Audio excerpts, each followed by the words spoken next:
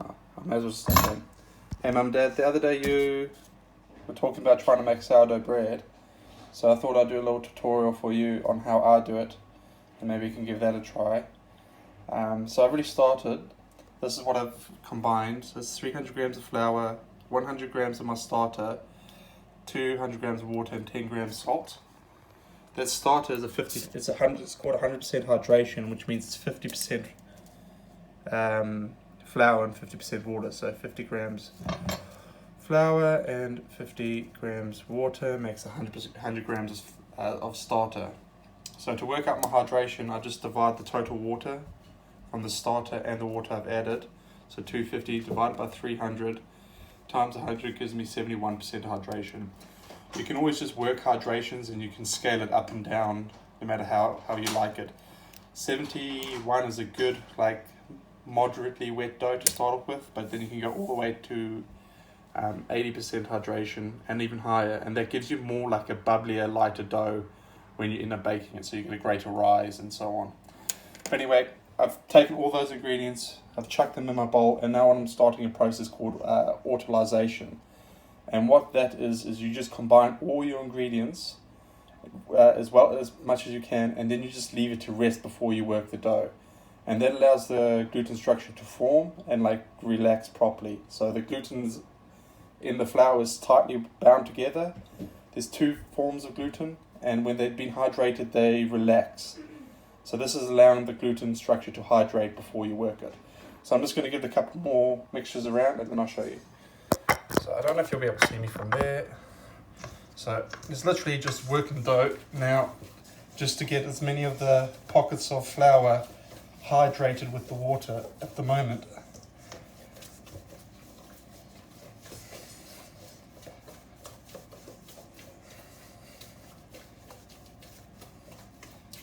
And that should be fine. I've already done most of it. Now, with sourdough, the key to making good sourdough bread is to have a healthy starter. So you feed it every day, and you'll see how it responds. And when it's responding really quickly to the new flour and water, then you know you're on the right track to make good bread. And the other thing is, when you're making sourdough, it takes a lot more time to rise than, say, your normal yeast breads. So that was one of the mistakes I was making for a long time, was not letting it rise enough, or giving it enough time to rise. Cool, so just fed my starter there, and I'm going to leave this now to autolyze for about 20 minutes to half an hour before I start the kneading process. And then after the kneading, it goes to the bulk ferment. I'll show you that later though. Bye. Okay, so I finished the autolyzation period. See how it's started to soften up a little bit on the sides and kind of spread out. So you know the dough's relaxed. So I'm going to get it ready now for the bulk ferment and just work the dough a little bit. Now it's easier just to use a scraper. You can use your hands, but it's still quite sticky, the dough. But yeah, I'm just going to work with the scraper. So you're just doing as you would with just normal standard kneading. Just trying to open the gluten up a little bit and bring it back. So I'll just do this quickly. Now, you're not trying to knead it as much as you would as before you're going to do like a standard rise, because what we're doing now is just getting the dough ready to be fermented by the sour, or the bacteria in the sour starter.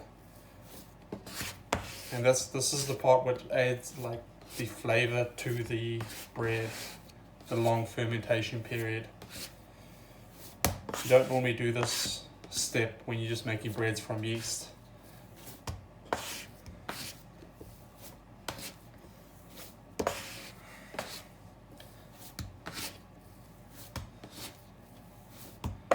Like, you can use your hand, but it just gets stickier and it's a little bit more messy.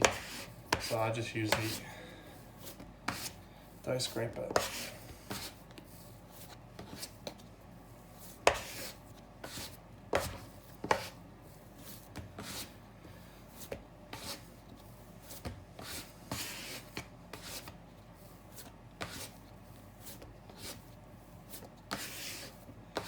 just want to stretch the dough. You don't want to tear it too much when you move it.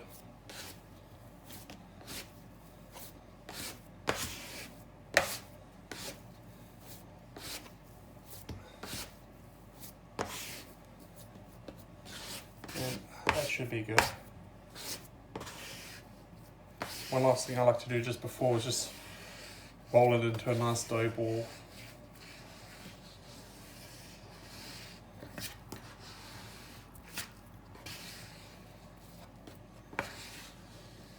And there we go. So it just goes back into the dish, and it just needs to be covered. And then just let it sit. Now, the length of time you leave this sit is really dependent on your conditions. Roughly around about 4 hours. However, if it's a bit warmer, it might rise quicker. You're kind of looking for like a double of like the dough to double and look quite bubbly. So for us now, where we are at our altitude and temperature, it's normally around about 4 to 5 hours. So I'll just cover that up and just let that sit at room temperature now.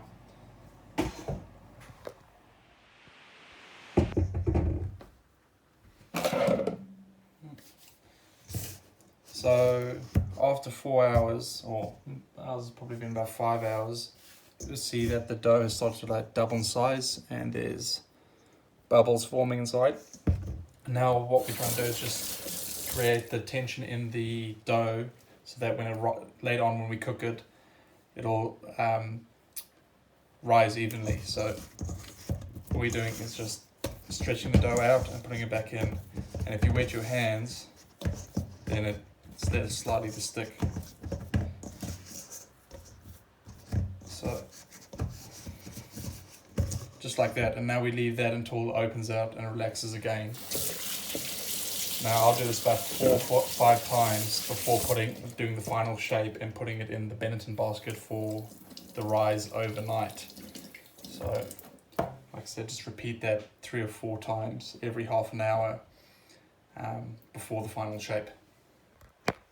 Okay, so next is the pre-shaping. So this is after 3 or 4 folds. It's like really nice and bubbly and loose. So pre-shaping is just done before the final shape, and the reason you do that is just to get a little bit more tension in it. So the way I like to do this is just with the scraper. You can see now it's a lot more airy, and it's just to roll it in on itself a few times. Use your hands to pull away from the scraper. Each time you do that, you can see that the tension is building in the dough on the outer surface. And this just means that when you go to bake it later, it's going to hold in all that air and stretch really nicely.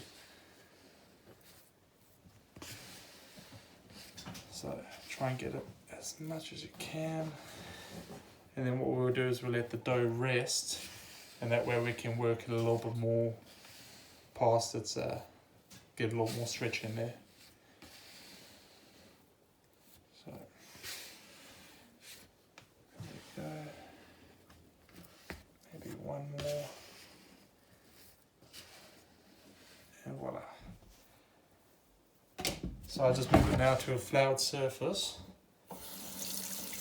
And what I'll do is I'll let it sit here for another half an hour to 20 minutes.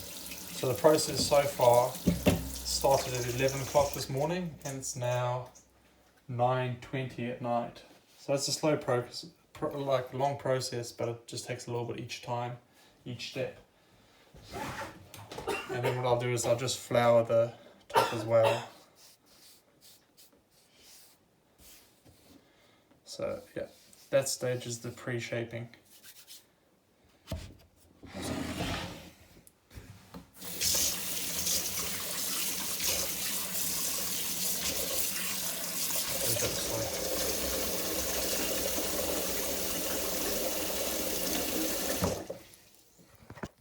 Okay, so it's been about half an hour since I did the pre-shape, and I'm going to do the final shaping now. The first thing that's best to get ready is your proving basket. I use a Benetton, just gives it a nice shape to it. And it's good just to put as much flour in as possible, because as it expands it's going to get sticky again, and you don't want it sticking to the basket because it gets kind of hard to get out of it. Actually, this is one thing I always struggle with.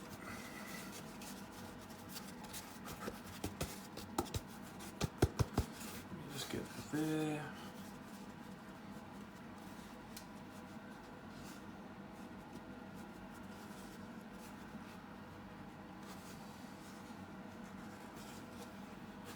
Okay, a lot more.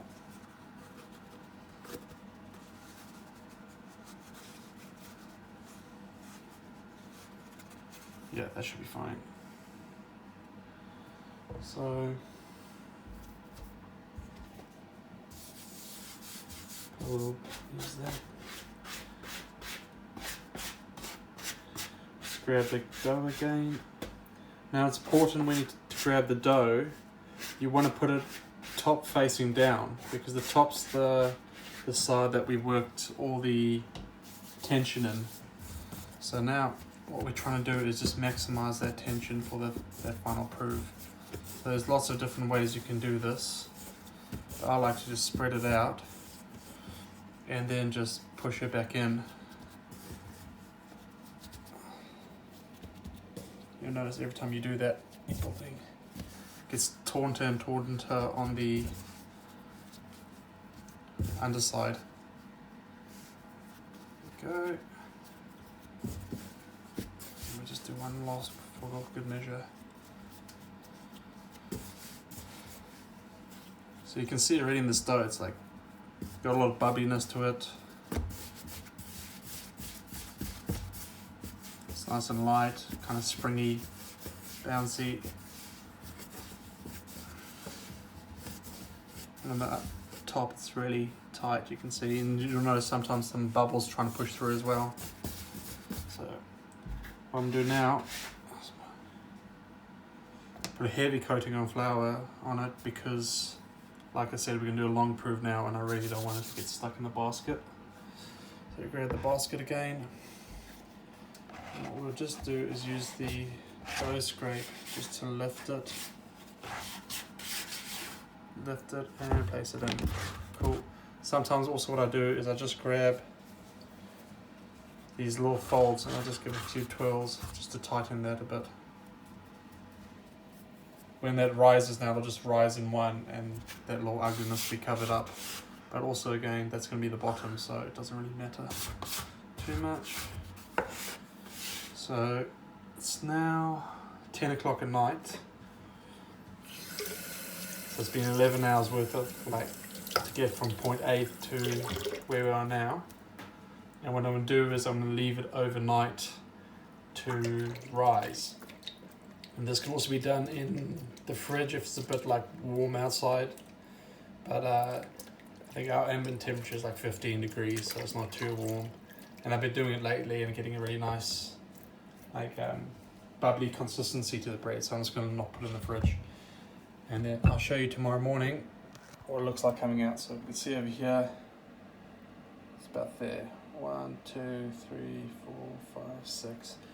By tomorrow it's going to be all the way up there, or double again in size. Right, so it's the next morning now, it's about 9 o'clock, so it's been left overnight to rise, and what we'll do is open the Benetton now, and you see how big, bubbly it is. This is the hardest part now, is to get it out of here and onto the tray to bake it. But before we do that, just best to turn your oven on. I turn it to about 125 for mine. Okay, so you got your bread dough here already. It's trying to get it out of the Benetton or the shaping basket without deflating it too much. So the way I like to do it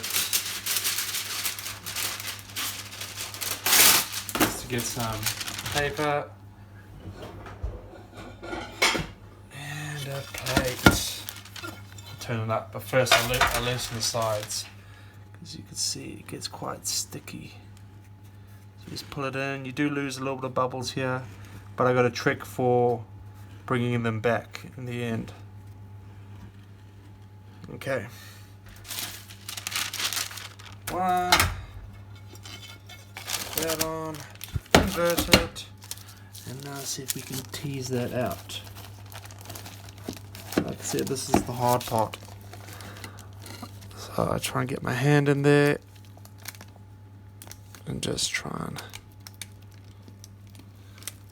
Voila! Got it. So let's move that down. So that actually did alright this time. Normally it gets stuck quite a bit, but there's my dough now. You can see it's starting to come out and spread away. And that's the way what we do now. Is we use this just to kind of give it that shape again. Go underneath, pushing that excess dough under instead of having it on top. And now this is building that tension back on the top of the dough, so that when we bake it, it's just not going. It's going to rise instead of just pooling or spreading outwards. So just go around a few more times. I don't know, can you see that? Let me move it back a little bit. So yeah, there's the dough, and just with the scraper. Oops, I've actually torn the. That's not the tahi. No. Okay, so try not to tear the paper underneath. Let's just leave that side now. That should be fine. So, using a scraper just to work the dough back underneath itself, folding it back in. And what I'm going to do is take off the excess.